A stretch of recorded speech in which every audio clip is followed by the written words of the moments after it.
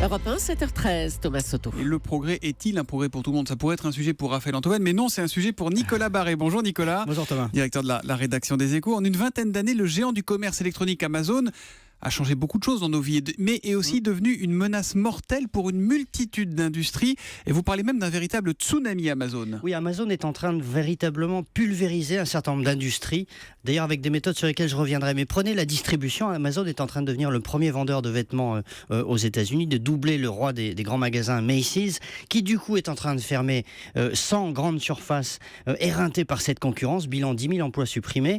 Hier, un autre grand distributeur, Sears, annonçait la fermeture de 150 magasins aux États-Unis. Vous voyez, c'est un tsunami, tout s'effondre sous les coups de boutoir d'Amazon. Le secteur traditionnel de la distribution est en train de subir le sort de la sidérurgie des années 1970. Et ça ne s'arrête pas là en plus. Non, parce qu'Amazon s'attaque à tout, à l'édition, à la musique. Il concurrence les services postaux qui voient leur activité s'évaporer. Il développe ses propres systèmes d'exploitation, vous savez, pour des appareils électroniques, pour concurrencer Apple et Microsoft. Il va sans doute se lancer dans le crédit et dans l'assurance, avec le même effet de tsunami à chaque fois. Pourquoi c'est destructeur pour toutes ces industries? Parce que elles ne sont pas au cœur du business d'Amazon.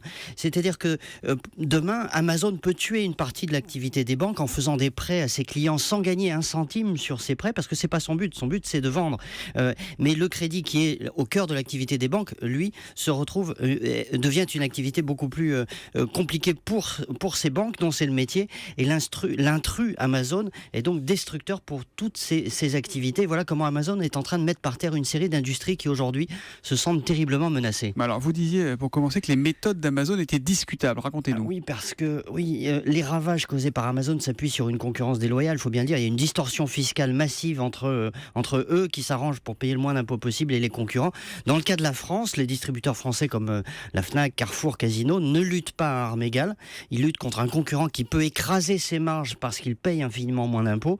Et ce que montre l'exemple des États-Unis avec toutes ces fermetures de magasins, c'est qu'il faut agir vite, sinon nous allons connaître le même sort avec des industries et des emplois qui s'évaporent au profit du géant américain. Attention, Amazon danger, c'est ce que me dit Nicolas Barré, directeur de la rédaction des Échos, dans l'édito Écho d'Europe 1 ce matin. Merci beaucoup Nicolas.